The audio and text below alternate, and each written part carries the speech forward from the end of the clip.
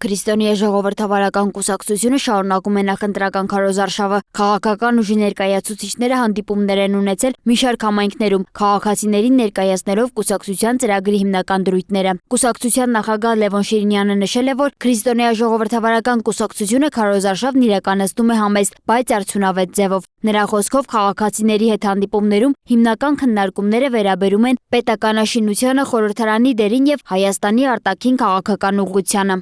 Ժողովուրդը բավականին հանգիստ է նախորդ տարիների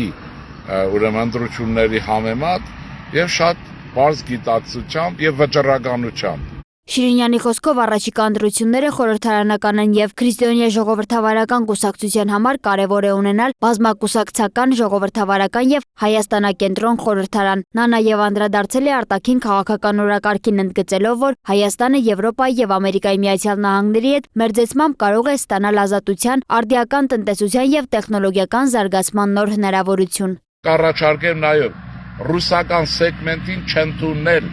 չընդունել եւ չհանդիպել։ Եթե շարունակել եք ուզում նախկին կյանքը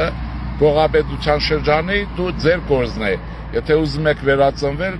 իմ ասածը պիտի որ անեք, չհանդիպել, չառաջարկել, չխոսել, արհամարել եւ երբեմն կողքից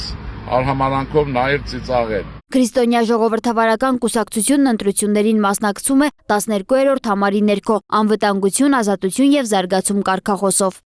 Սոնա Գիշյան, Free News, Ազատ լուրեր։